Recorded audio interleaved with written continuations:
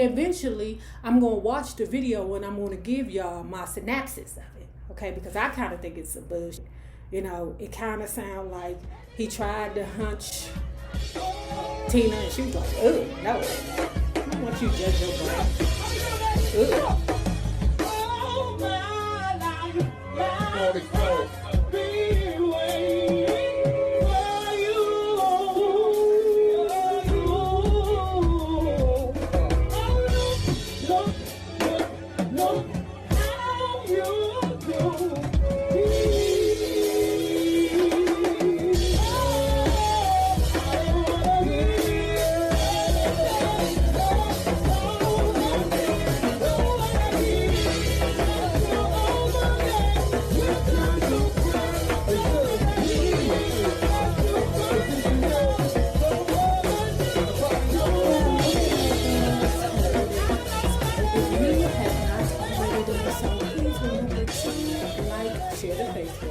And subscribe because it is so important to our success here on the YouTube. And if you are not already a part of our book club, please remember to hit the Patreon link below and or the join button here on the YouTube. And for a small monthly fee, you babies, yes, you can be privy to all the shenanigans before the YouTube gets it, if the YouTube gets it. Now, let's talk about Tina with that dude from MTV, Cl0zet. And together they wrote the book, My Life Story, Tina Turner. Okay, now I think this is episode probably 14 or 15, something like that. I'm not sure because I'm going to be honest with you. I'm not going to say frustrated with the book, not because of her actions or, you know, the things that she has done, because, I mean, a lot of the mistakes she made, you know, I resonate with, okay? So I'm not going to bash her, okay? But I'm frustrated with the book because we know if we was to have done our due David Ritz, he would have got down to the nitty gritty. He would have asked questions. Tina, was you and Ann? They ain't doing that. Okay, Cl0zet, why you ain't asking the important questions?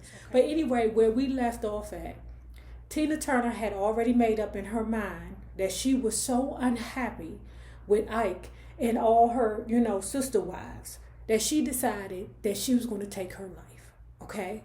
What she did was she went to a family doctor who she supposedly was asking about cocaine. What is cocaine? What is booger sugar? Girl, please. Well, I can say, like, when I was probably like 7, I thought it was marijuana that you could stick up your nose or something. I mean, but girl, come on, okay? You ain't that damn sheltered, okay? Because you think we don't see you and that girl Ann in the bed together, loving on each other, sharing the same bed. See those things? Oh, yeah, that is nice. You haven't seen all this time. Girl, I very seldom see you. I know, you're too busy looking at Ike. Well, that's one of my problems. Nobody never looks at Ike. I bet you know Ike's hair. Ike's hair's not together. You be looking at Ike? It's time for you to go. Always? I think I want my other ring.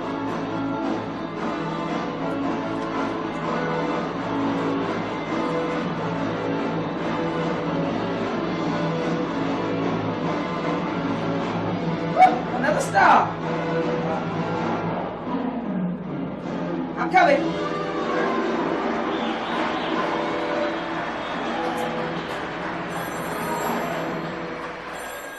She went to the doctor. The doctor said, okay, we know that you're a little stressed out. Let me give you some tranquilizers. Okay, tranquilizers, girl. So moving on with the story, okay. She had a show the same night that she decided to take all them pills. And this is her. This is the way that she thinks. And her Judy, Rhonda Graham, who had been with her since the Ikettes. And a lot of you guys down in the comments are telling me that this lady Rhonda still works for Tina Turner. Okay. What she said and what Rhonda co-signed was that she wasn't feeling good. Okay. She in the dressing room, she feeling herself slipping. You know what I'm saying? Like she feel herself, oh, this is the big one. She thinking in her mind, okay, as long as I make it to the stage, then Ike will get paid for the show, and he won't have to cancel cancel today's date. Now he going to cancel all the future dates, but as of right now, he ain't gonna have to cancel because at least I made it to the show. Now I mean I died on stage, but at least I made it to the show. That's the way she thinking. And Rhonda said that Tina Turner, in her cry for desperation, she was being selfless. So how the scenario went was this. Okay, she ain't make it to the stage. Okay, because she's going under. Okay, she's going up a yonder. Okay, or up a yonder, but she's going under. Okay, and Ike is pissed. He is like, this bitch is gonna cost me money. I ain't gonna make no damn money. He is walking back and forth pissed. He leave back out. All the I guess is trying to do whatever they can do to recover her. I come back in. He like, get this bitch in the car. Okay, so they grab her up and they put her in the Cadillac. The first hospital they went to, we ain't taking no more ER patients. Huh? You not taking the Tina Turner and the Ickety Ikety? Probably because they ain't want nothing to do with him and her bullshit. Okay, but that just don't make sense to me. You turning away patients at the ER? Ike and Tina the Turner? You don't turn around. You turn around Sheevis and Reese. Okay, that's who you turn around. Not Ike and Tina Turner. They ended up going to this other hospital called Daniel Freeman. Okay, and that's where they pumped her stomach and she survived. All right. Tina says, as soon as I got out of the hospital, Ike made me go right back to work. My stomach still wasn't right, but he didn't care. I went on stage trying to sing and hurting so bad. And when I came off, I was coughing and throwing up. I didn't even make it back to the dressing room. I was standing in the hallway, all sick and choking, and I came up and he said, it serves you right. You want to die? Then die, bitch. He told you. And that's when I started to hate Ike Turner. I'm so confused. And that's when I started to hate Ike Turner. At first, I had just liked him as a friend. I was a young girl straight out of high school, and he was the person who was bringing me along in the business, helping me to realize my dreams. Then that became love, or what was supposed to be love, for all I knew about love in those days. Then, with the women and the beatings, I had started losing that love for Ike. And now, after the pills and the hospital, I was starting to hate him. That's because you was in love with Ann. You ain't got nobody fooled. Tina the Turner. Okay, so anyway, we on to 1969, and we in the money.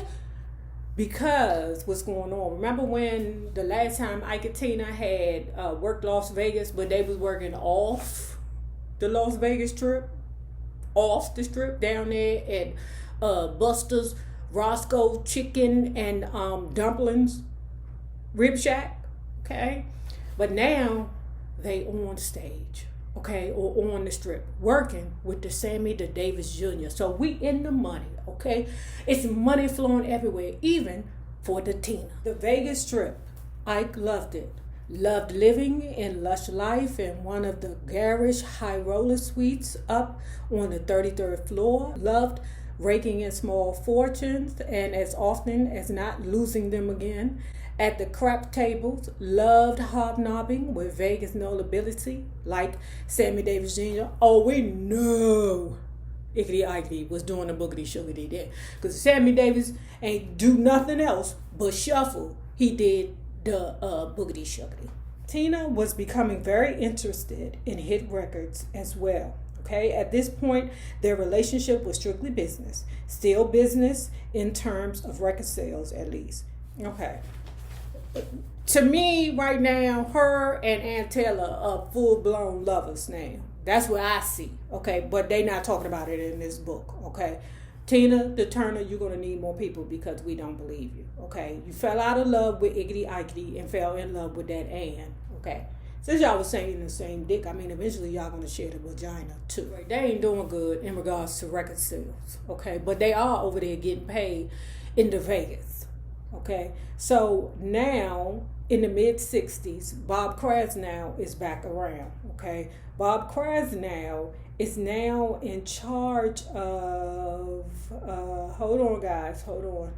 Now, Bob Krasnow is now in charge of his own record label, okay? And what he decided to do was call his old friend Ickety Ickety. Now, Bob Krasnow, if you friends with Ickety Ickety, then something ain't right with you. Y'all keep telling me about Judge George Brown having a problem with Tina Turner. Y'all ain't got to keep telling me that. And eventually, I'm going to watch the video and I'm going to give y'all my synopsis of it, okay? Because I kind of think it's some bullshit. You know, it kind of sounds like he tried to hunch Tina and she was like, ugh, no. I don't want you, Judge Joe Brown. Ugh. So anyway, while Ickety Ickety was still with Bob Krasnow, okay, his man, right? He's still with Bob and he's still making the same music, okay? Tina Turner is getting turned off. She like, no. Okay, ever since we done came off tour with Mickety Jaggedy, okay, and Keefy Poo, because that's his name, Keefy Poo. Because girl, you can't tell me you ain't hunch Keefy Poo, okay? And he a Sagittarian man.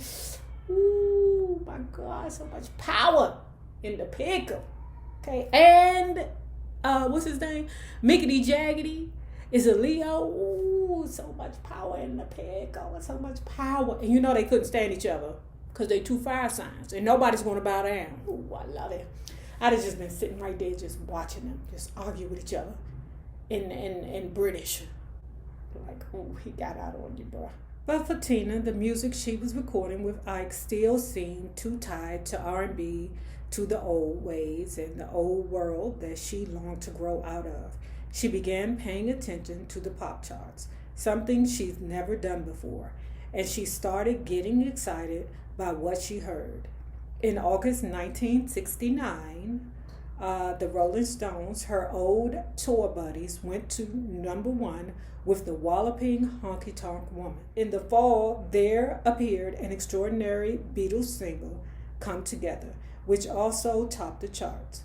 Tina became very interested in all the new rock and roll music. She said after that, okay, her, Ike, and the Ikeettes started practicing the Creedence Clearwater revival song, Proud Mary. Okay, now listen, I know you like, Nay, how do you know these old folkity music? Because I am a hippie in my soul, okay? Now on the outside, I am a soul trained dancer, but on the inside, I'm a hippie. I'm telling you, brother, I'm telling you that. So anyway, who was that? Did you know that Luther Vandross song, is it Superstar? Superstar.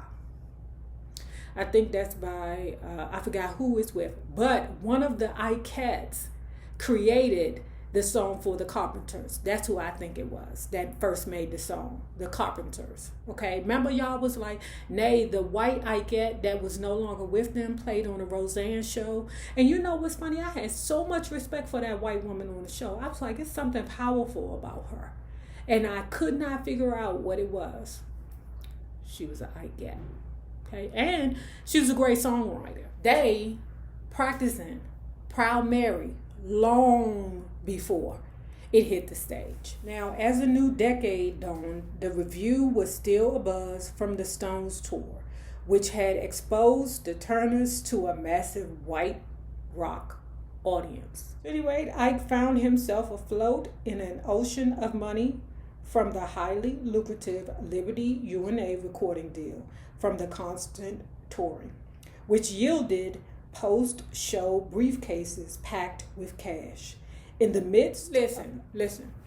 So while Ike and Tina are making shitloads of money, okay, something quite tragic came along to put a monkey wrench in that shit. Now, if you have not already done so, please remember to like, share to Facebook, and subscribe because it is so important to our success here on the YouTube. Now, the same people that you meet on the way up will always be the same people that you meet on the way down. My naysayers, my patron loves you, babies. Have a good one.